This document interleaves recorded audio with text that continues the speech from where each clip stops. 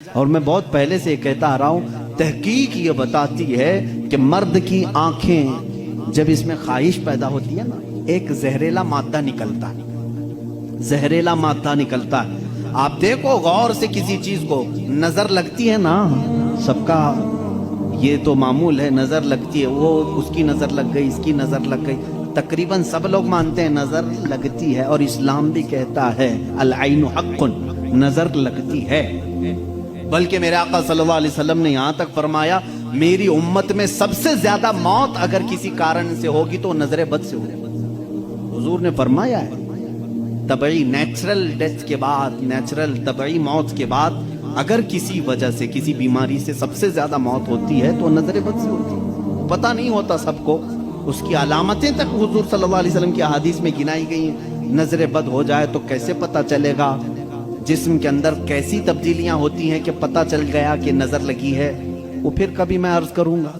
لیکن نظر لگتی ہے یہ سب کو معلوم ہے، اور جدید تحقیقات کے اعتبار سے بھی اگر میں آپ کو بات کروں، پھول کو اگر زیادہ دیر تک تم دیکھتے رہو گے تو مرجھا جائے گا، کیونکہ ہماری آنکھوں کا زہر اس پر پڑتا ہے اور اس کی طبیعت مرجھا جاتی ہے۔ وہ جتنا اپنے ٹہنی میں لگ کر کے جتنی دیر تک تازہ رہ سکتا ہے، تمہارے ہاتھ میں آنے کے بعد اتنی دیر تازہ نہیں رہے گا، کیونکہ کچھ بیکٹیریا ہمارے اندر ہیں اور آنکھوں سے نکلنے والی چیزیں بھی ہیں۔ اسی طرح سے عورتوں کا جسم اتنا نرم ہے اور نازک ہے کہ باہر کے زہریلے مادے ان کے جسم پر پہلے اثر کرتے ہیں، مردوں کے جسموں پر کم لیکن عورتوں کے جسموں پر زیادہ اثر کرتے ہیں۔ اب کوئی وحشی درندہ جس کی نگاہیں زہر پھینک رہی ہوں اور کسی لڑکی کا جسم ننگا ہو، وہ بغیر لباس کے ہو، تو ظاہر سی بات ہے اس کے جسم کے اندر جیسی ہی وہ نظریں جاتی ہیں، اس کے دل میں بھی برائیوں کی خواہشیں پیدا ہونا شروع ہوتی ہیں۔ ایک طرفہ نہیں ہوتی یہ سب چیزیں، اس کے اندر جو خرابی آئی وہ اس کی آنکھوں کی وجہ سے۔ اسی لیے میرے آقا صلی اللہ علیہ وسلم نے فرمایا فَإِنَّ الْعَيْنَ تَزْنِي، آنکھ بھی زنا کرتی ہے۔ حضور صلی اللہ علیہ وسلم نے فرمایا آنکھ بھی زنا کرتی ہے۔ اب مجھے بتاؤ میرے عزیزو، اسلام نے اتنی جو حفاظت کی ہے عورتوں کی، اس کو تم کہہ رہے ہو زور زبردستی ہے؟ اسلام دین فطرت ہے، صرف وہی بات کرتا ہے جو انسان کے لیے سوٹیبل ہو، جو تمہارے جینے کے لیے اچھا ہو۔ اب میں آؤ تم کو یہ بھی بتاتا ہوں، کچھ لوگ یہ کہتے ہیں کھانے پینے کے معاملات میں بھی، اب یہ بات تھی عورتوں کی، اور ہاں یہاں پر میں یہ بات بتا دوں کہ یہ برابری جس کو کہہ رہے ہیں نا، وہ برابری ہے نہیں۔ تم کبھی بھی اس کے جواب دینے کی بھی کوشش مت کرو۔ یہ برابری کس کو کہتے ہیں؟ ان کے سامنے رقص کرے، ڈانس کرے، برابر کرے۔ اگر مرد جو ہے کھلے عام گھومتا پھرتا ہے اور ننگا ہو سکتا ہے تو عورت کو بھی اتنا ہی ہونا چاہیے، عورت بھی اتنا ہی دکھائے۔ تو یہ تو ایسی برابری ہے کہ اتنا اگر شوق ہے برابری کا تو پھر ایسا کرو، اپنی بیوی کے ساتھ معاہدہ کر لو، 1 سال تو بچہ دے گی، 1 سال میں بچہ دیتا ہوں۔ یہ برابری کرنے کی چیز ہے؟ ارے سارا بچوں کا درد عورت ہی کیوں سہے؟ تم بھی تھوڑا سا پارٹنرشپ میں لے لو۔ ایسا نہیں کر سکتے، تمہیں معلوم ہے عورت کی فطرت ہے، کچھ چیزیں ایسی ہیں اس کی ساخت میں، اس کے لیے وہ ضروری ہیں، اور اسلام یہ سمجھتا ہے کہ عورت کے لیے اس کے گھر میں رہنا زیادہ سوٹیبل ہے بنسبت باہر گھومنے پھرنے کے۔ کھلے عام رہنے سے زیادہ اگر محفوظ کوئی عورت ہو سکتی ہے تو وہ پردے میں رہ سکتی ہے، اس لیے اسلام نے اس کو پردے کا حکم دیا۔ اس پر زور زبردستی نہیں، پابندی نہیں، اس کی فطرت ہے، وہ اسے جتنا محفوظ رکھ سکتے ہو۔ اب خریدنے والی چیزوں میں ہی آپ دیکھ لینا، اب اس کو میں عقلی طور پر اگر آپ کو بتاؤں، کچھ چیزیں ایسی ہیں آپ خرید کر، آلو پیاز لے کر کے آئے، آلو پیاز لے کر کے آئے، آپ کی کچن میں آپ نے اس کو کسی بٹی میں رکھ دیا، ٹوکرے میں رکھ دیا، کہیں پر بھی رکھ دیا، چل جاتا ہے، رکھ دیا۔ لیکن ساتھ میں آپ نے کچھ گوشت خریدا، کچھ ٹماٹے، کچھ دہی، باہر نہیں، فریزر میں رکھنا پڑتا ہے۔ بھائی ان کو دونوں کو برابری دو، دہی کو بھی ٹوکرے میں کیوں نہیں رکھتے؟ گوشت کو بھی باہر یہ اس ٹوکرے میں کیوں نہیں رکھتے؟ آپ خود کہیں گے کچھ چیزیں ایسی ہوتی ہیں جن کی سیفٹی فریزر کے اندر ہے، کچھ چیزیں ایسی ہیں کہ وہ باہر رہ کر کے بھی سلامت ہیں۔ جب تمہیں دنیا کے ہر نظام میں یہ بات سمجھ میں آتی ہے تو اللہ نے مرد اور عورت کو پیدا ہی ایسا کیا ہے کہ مرد اگر باہر رہے تو سیف ہے، اس کے جسم کی ساخت ایسی ہے، لیکن عورت گھر کے اندر زیادہ سیف ہے، اس لیے اسلام نے اسے پردے کا حکم دیا ہے۔ بات سمجھ میں آ گئی؟ اسلام نے زور زبردستی اس کو پابند نہیں بنایا، زور زبردستی پابند نہیں بنایا۔ بہرحال یہ ایک بہت بڑا عنوان ہے۔ عورتوں کے حقوق کی بات اگر کوئی ایسا بندہ کرتا تو سمجھ میں آتا جو عورتوں کو مرتبے میں بڑھا کر کے یوں کہے کہ عورت کے قدموں کے نیچے جنت ہے۔ اگر کوئی ایسا شخص کہتا تو بات سمجھ میں آتی جو یہ کہے کہ بیوی کو ایک لقمہ کھلاؤ تو صدقے کا ثواب ہے۔ اگر کوئی ایسا شخص کہتا جو یہ کہے کہ ایک بیٹی کو پال کر نکاح کر دو تو جنت واجب ہے، ان کے پاس یہ کوئی بھی چیز نہیں، بلکہ یہ جس عورت کی بات کر رہے ہیں ان کے لیے وہ اپنے نفس کی خواہشات پوری کرنے کی ایک مشین ہے بس۔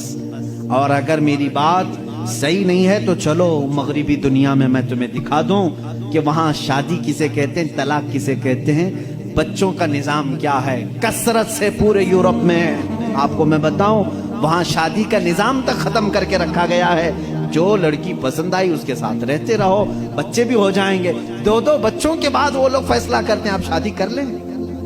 اب شادی کرنے کا برابر ٹائم آ گیا، ہم لوگوں کی انڈرسٹینڈنگ ہو چکی ہے، یہ ہے فیکٹ بتا رہا ہوں میں آپ کو۔ کئی ایسی شادیاں ہیں وہاں پر جو بچے ہونے کے بعد کرتے ہیں کورٹ میں جا کر کے۔ تو تم نے عورت کو برابری نہیں بلکہ اپنی خواہشات کی ایک مشین سمجھا ہے۔ اسلام جو برابری دیتا ہے وہ کیسی برابری ہے؟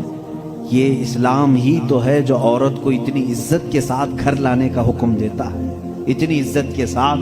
اگر اس کو کچھ خرافاتی لوگوں نے برا کر دیا تو الگ بات ہے، بلکہ ہمارے ہاں جو نکاح کا سسٹم ہے وہ اتنا پاکیزہ ہے کہ مرد کو کہا گیا ہے کہ عورت کے آنے سے پہلے اپنے گھر کا انتظام ہو جائے، وہ کہاں لا کر کے رکھ رہا ہے۔ بلکہ عورت کو اسی طرح سے بھگا کر لانے کا نظام اسلام میں نہیں ہے، بلکہ عورت کے لیے ایک باضابطہ پوری محفل کا انعقاد ہوتا ہے، اس کی رضا پوچھی جاتی ہے، پہلے اس سے پوچھا جاتا ہے تو راضی ہے یا نہیں۔ بہت سارے ایسے دین ہیں، بہت سارے ایسے ریلیجین ہیں، میں نام پھر نہیں ذکر کر رہا ہوں، جہاں پر عورتوں کو اظہار رائے کا حق ہی نہیں، ان کے بڑے جو فیصلہ کر لیے وہ ہو گئی بات۔ چائنا میں بہت سارے ایسے قبیلے آج بھی ہیں جہاں ان کے ماں باپ اپنی بچیوں کو لے جا کر کسی کے بھی کوٹھے پر چھوڑ جاتی ہیں جہاں انہیں پسند آ جائے۔ اسلام عورت کی عزت اتنی دیتا ہے، جب تک وہ اپنی رضا کا اظہار نہیں کرتی قاضی کی مجال نہیں کہ وہ نکاح پڑھا سکے۔ ہم خود کھڑے رہتے ہیں جب تک اجازت نہیں آتی، پہلے ہم عورت کی اجازت لے کر کے آتے ہیں، اور پھر عورت کو اس کا حق مہر دینے کا حکم بھی مرد کو دیا گیا ہے کہ وہ تمہیں اپنی زندگی چھوڑ کر آ رہی ہے، اپنا گھر چھوڑ کر کے آ رہی ہے، اس کا حق مہر ادا کرو۔ اور لانے کے بعد جانتے ہیں میرے آقا صلی اللہ تعالیٰ علیہ وسلم کی تعلیمات کیا ہے؟ اللہ اکبر۔ حضور اکرم صلی اللہ علیہ وسلم نے تاکید کے ساتھ فرمایا ہے کہ عورتوں کے ساتھ سختی نہ کرو۔ اپنے آخری خطبے میں حضور نے عرفات کے میدان میں یہ بات تک فرمائی، عورتوں کے معاملات میں اللہ سے ڈرو، حد سے زیادہ نہ بڑھو، عورتوں کے ساتھ اتنی سختی نہ کرو۔ مارنے کو منع کیا، کبھی ان کے چہرے پر نہ مارنا، کبھی ان کے خاندان کو تانا نہ مارنا، کبھی ان کو اتنی بری گالی نہ دینا کہ دل ٹوٹ جائے۔ یہ تمام احکام اسلام نے اسی عورت کی عزت ہی کے لیے تو دیے ہیں۔ اور پھر جس وقت وہ آئے، بزرگوں نے یہ رواج بھی رکھا ہے کہ ہم اپنی بیٹیوں کو اپنے گھروں سے قرآن پاک دے کر کے رخصت کرتے ہیں، قرآن کے ساتھ اسے بھیجتے ہیں، اور گھر لانے کے بعد جانتے ہیں یہ اعلیٰ حضرت رضی اللہ تعالیٰ عنہ نے لکھا بھی ہے۔ اعلیٰ حضرت فرماتے ہیں جب نئی دلہن گھر میں آئے تو اس کے پیروں کا دھون جو ہے وہ اگر گھر کے چاروں کونوں میں ڈالو تو برکت آئے۔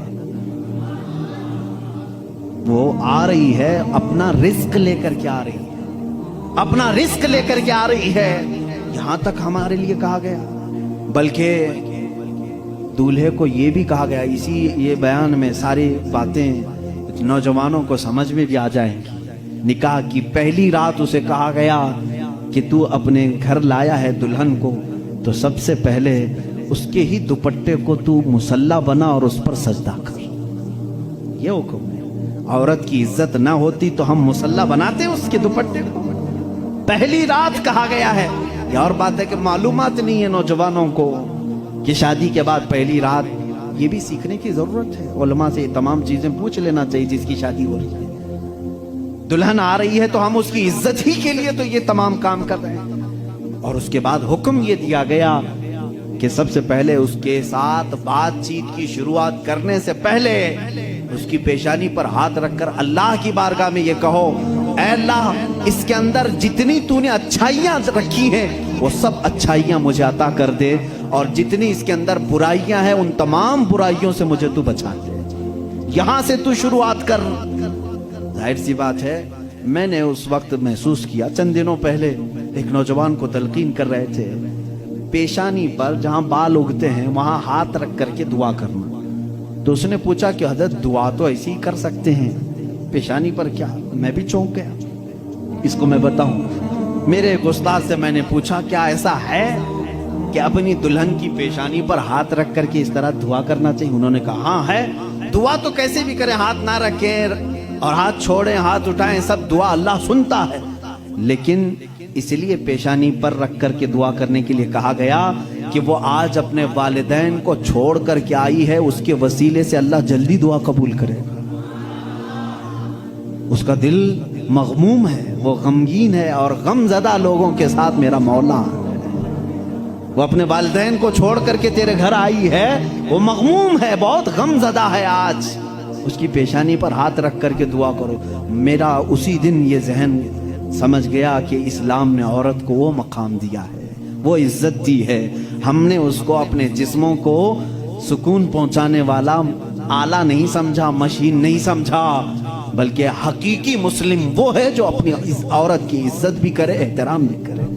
अल्लाह के रसूल सल्लल्लाहु तआला अलैहि वसल्लम ने जो फरामीन दिए हैं, अजीज़ान गिरामी वक़ार, ये निकाह के इस सिस्टम को भी मैं आपको बताऊं। कुछ तो वो हैं जो ये इस्लाम के खिलाफ भौंक रहे हैं कि औरतों के ऊपर जोर जबरदस्ती होती है इस्लाम में, और दूसरों की क्या बात करूं, हमारे हिंदुस्तान पर बैठा हुआ मैं क्या बताऊं, ये भी बड़ी औरतों की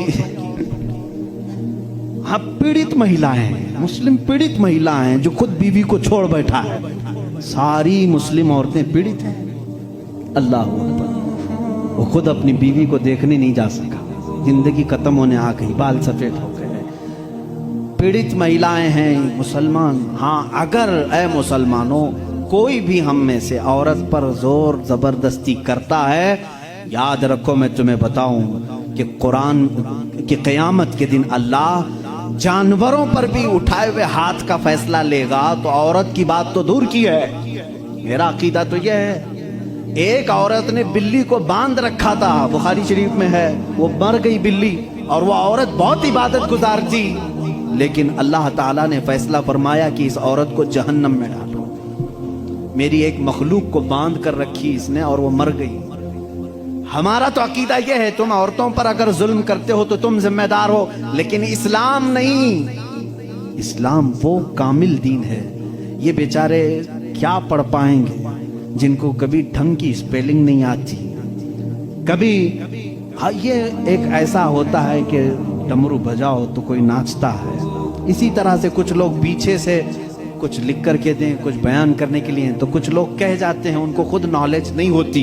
ऐसे ही कुछ लोग इस्लाम पर भी भोंकते हैं।